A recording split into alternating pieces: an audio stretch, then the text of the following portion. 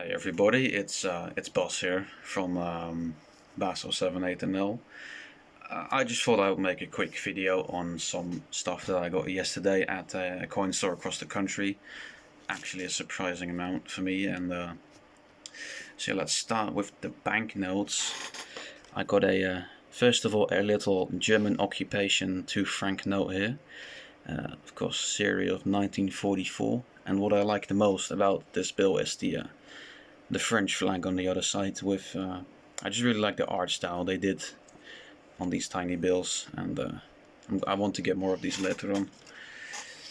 Next one is a uniface note. It's a German 500 mark from 1922. This is in the inflation era of Germany, of course, as many of you know. Nice uniface bill. Very simple, which is kind of what made me buy it, since I usually like simple stuff. And the last loose note is going to be this one, a nice example of a focus. There you go, a 1908 German 100 mark. This goes really nice with my 1910 1000 mark, which I have over in my storage. But I really like the bills of this era, since they have really beautiful artwork on the back side. And it's a shame of this little fold here on the corner and this fold here, but I got it for like €1.50 or so, so it's not a loss really. But you just gotta really like this style of art that they used on the bills like these. And of course the eagles, which I have another come with a nice eagle like this that I'll show in a second. Next up, I have 3 sets of bills in plastics like these. These are of course Soviet and post-Soviet bills. Sorry for that, my phone went off. This is the 1 ruble, this is the 25 ruble, this is the 500 right here, the 1000, there's another 1000 right here just out of frame, and a 5000. And these range from the early 60s, so 61, 62, until the late 90s. Here, this one is 1993, as you may see right there. I don't know if you can see that. Picked this up for about €5, so I think it was a good deal. I don't know if it is, but especially the note, this little 1 ruble note here, and I'll get it closer for you guys. Seems to be fairly crisp, and not many folds in it actually. I'm not going to take these out because I spent way too long organizing these in the holders. I'll save the best notes for last, but second set is a set of Slovenian tolar, or tolar, I don't really know how you pronounce it, bills. And these are the 1, 2, and 5, and then the 5, the 10, the 50, and the $100 bill. And I just really like the style that they use. It's kind of I don't know, I would say cartoonish letters, and of course a nice mountain in the back, which is the same mountain that they used on the later coins, and also the 1, 2, and 5 euro cents that they have, I think, in circulation as well. I have a set of those, but I'm not sure. Just nice and colorful bills, pretty simple. Make me think a bit of the Bosnian ones from just after their independence. Just pretty simple and plain, and just overall pretty nice. Now the last bills we have for now is some pretty nice North Korean bills actually. As you can see, at €15. I don't know if that's good, but I thought it was. I believe these are specimens, because, well, I can't read the Korean script, but I think that means something along the line of specimen. But we have the 1, the 5, the 10, the 50, and the 101. Of course, the 101 has the great leader on it. And overall, these are all from 1992, as you can see by the dates here, and on the other bills as well, but there's just stuff in front of it. I also don't know why this bill has serial number 00 and zeros, but I think that's due to it being a specimen. But okay, those were the bills. Now I'll start off with a set that my dad gave me as a present. I didn't have many coins from this country, but it's a Vatican Euro Set from 2018, which are not cheap really for Euros, especially. As you can see, these are just really pretty designs, and they made these for circulation as well a couple of times. Like they made a 50 cent in 2014, for example, which I have. And but these are just made for the sets, and they made about 60,000 of these sets, which is pretty low. But yeah, these run for about 40, I think, from 40 or 50 bucks around, since you know, they never make many of these. And but I mean, you just gotta really like the design that they have. Now they don't have the face of the Pope on this one, since the current Pope doesn't want his face on the coins, but the previous one did, which is the one where I have my 2014 50 euro cent from. But yeah, this Pope doesn't like being on the coins, which is special, but that's no problem.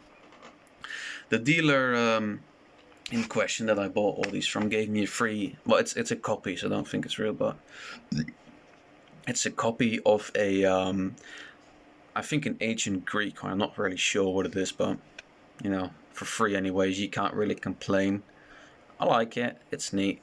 I saw a similar one of these for sale in Dordrecht in a pawn store, but at the time I just didn't really care about it. I'll start off with the base metal coins here that I got. I also got another thing that I got as a present.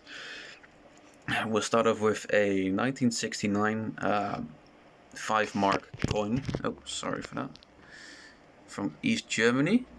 And this one is commemorating 20 years of the DDR, or the Deutsche Demokratische Republik, as you can see back here. And I don't know, I'm just really hooked to the coat of arms, or the weapon they used here in the East German. And I just really like the aesthetic of it. I think it beats out the hammer and sickle by a long shot. But they made two versions of these. They have the nickel bronze, which this one is. This is the normal circulation one. And they made a copper nickel one, which they made about 12,000 of, which I was kind of confused if this one was a copper nickel or a nickel bronze one. But yeah, it's a nickel bronze one. But you know, for 150 it was from the junk bin that they had, so pretty nice quality overall. So now we have a second, this is my second and last DDR coin for this video. This is a 1971 20 mark, commemorating Ernst Telemann. I don't know who that dude is, but it's commemorating him. You can see the date that he lived, 1886 to 1944. Again, I don't know if this price was good. I just really like the coin. It's a copper nickel one, by the way. This is not silver. And again, really nice coat of arms from Germany, from the East German Republic. And I have a couple more coins from this. I have the 1971 5 mark, which is commemorating Berlin as the capital, which will be a nice one to add to this set. But for now, you know. It's a really nice coin. It's got some pretty nice luster on it as well, and I don't know if I don't think it's clean. At least I don't really care if it is, because, you know, it's base metal, but it has pretty nice luster on it. So the second to last coin, the loose coin I have for today is yes, this is clean, so don't bombard me with, oh, it's clean. I know it's clean, all right. It's an 1845 1 gulden. Of course, from the Netherlands. And the thing is, with these, they made them with the Lily mint mark from about 1840, I think the 1830s or the 1820s, around that. But they all made them during the era of Willem I with the Lily, and in 1846 they made both the Lily and the sword mark, which I of course have an example of it as well. I'll show you. And they made the Lily mark up until about 1846, which here is another. Here's the sword mint mark, which you can tell the difference of there at the bottom left of the shield there. And if you compare it to the Lily one right here, you can see they're both different mint marks. And this is an example of another coin with a Lily mint mark. Excuse the lighting, I'm using my desk lamp. This is not from Willem II, which those other two are, but this is from Willem I. as you can see right here, beautiful. Yes, it's clean too, but I got it for a cheap price, a really cheap price for. But yeah, this is another example of the coin that used the Lily mint mark. They also used this mint mark for the mainland Dutch issue as well as the East Indies issue. But I won't milk that gulden out anymore because it's been milked out plenty enough. But yeah, as you can see, it's for a cleaned coin, it's not bad. Like clean, these coins get pretty pricey once clean, once like original. I bought this one for 20 euros, which from what I've seen and from what I've bought, it's a pretty decent price for a cleaned one. These tend to carry a premium here in the Netherlands, especially like also when cleaned. Even when they're not cleaned, they I think this one when not cleaned would be about at least like 50 bucks, 60 maybe, and I don't know how much upwards, but this is why most of my old guldens are cleaned, of course, like that 1840 one as well, just because I got them for a cheaper price than usual. But so yeah, this is Willem II, and the grandfather of Wilhelmina, of course, and as many of you might know from these coins right here, is the grandfather of her. So again, I like this coin a lot. I didn't have 1845 yet. I only have 47 and 8. So this will be a really nice addition. It's my first one with the Lily mint mark as well, from Willem II, that is. And I'm really happy with it. It adds nice to my my set of guldens. Now the last loose coin that I have right here, and my favorite, of course, is the 1910 Hamburg free mark. I'm just going to show off the bit of luster here because my camera would focus. There you go. It's one of my favorite coin designs ever. I just really love the work that I did with the coat of arms, the shield, and the lions here. And the German states, all the German states made the high denomination coins separate, and just the state itself, like the whole Germany, made the lower denomination coins. I don't know, I think they made them from the 1 mark up for like the separate states, but I'm not sure, since I don't have many of this era coins from Germany. And of course the typical beautiful eagle that they have. It's my by far my favorite eagle that I have on coins. As well, there's a pretty unusual denomination, 3 marks. I think that's pretty cool, actually, pretty noteworthy as well. I don't know why they had a 3 mark, but you know, stuff happens. And yeah, I was looking for one of these for a while actually, and what's it called? I found one of this in the on eBay, but it went for a stupid amount, which I just didn't want to pay for it. And I found this one for 40, which, you know, I had some birthday money left, so fuck it. And it's got so much detail left in it still, and like I said, this is my favorite coin that I picked up from yesterday's haul, that from the other side of the country in Limburg, at actually a very great coin store. So yeah, it's I've got one more. Well, actually, it's a set and then some loose change from my sister from her trip to London. I'll show that first. I'm not gonna be all circle jerk about this because, you know, it's British and, you know, it's 50 pences and all. But yeah, a nice £2. I didn't have a coin of this type yet. You know, nice quality. Then I have a 2019 Shield 50 pence, which I'm not going to milk out because I'm not like that. But you can see, it's nice. It's 2019. My sister got it. And the last pound coin that my sister got is this one. It's also from 2019, and you know, I didn't have this type before. I had a type from the 80s with the tissel on it, with like just the base. It's like the single metal one. I don't know how to call it, but I really like this pound coin. It's I like the style they used on this one. I like that it has the flat edges instead of just the round one. And the last thing that I have for today is this looks really fancy. This one's across from my sister's hotel, and it's nothing expensive, but I really like it. It's one of my favorite pieces at least for me. And it's a set of uncirculated coins, pound coins. Oh, sorry. My phone is a bit on. It's a bit wonky now in this, how I have it standing now, so excuse me for that.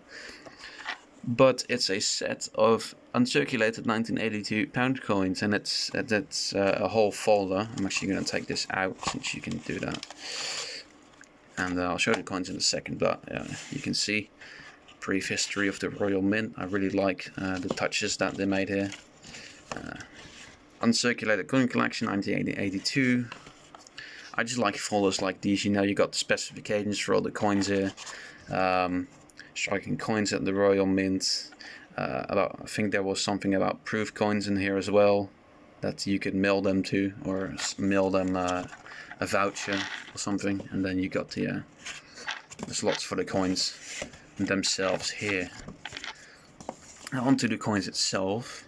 Now a couple of these were set only, and a couple of these were not set only, which I find a bit confusing, but alright. You see, these are just really pretty. We'll start off with the halfpenny, of course. If I can get my camera to focus, there you go. It's not my favorite coin in the world, the halfpenny, but you know, it's in really nice quality. It's up there. We of course have the 1 penny, and then the 2 pence, of course. The 5. This is one of my favorite coins in the set. I just really like the tinsel they have on there, which I really like the style that they did with the crown on it. And of course the 10 pence with the nice big line on it. The 20. I'm not sure. I don't really like this coin. It's a really weird shape, and I don't know. It's not my favorite. And last thing I have for today is the uncirculated 50 pence here. Again, I'm not going to milk out 50 pences. But yeah, here you can see the obverses of all the nice coins here. I don't know, there's just something about coins like these from this era of the UK and the Commonwealth in really high grades that I really like. But yeah, that was the set that I have. And that's all for it for today. Well, thank you for watching, if you watched, and I don't know if I'll make any videos later, I'll see, but yeah, this was just a bit of an experiment. I don't know if I'll continue doing this, but yeah, it's gone pretty long for now, so yeah, I'll see you later, bye.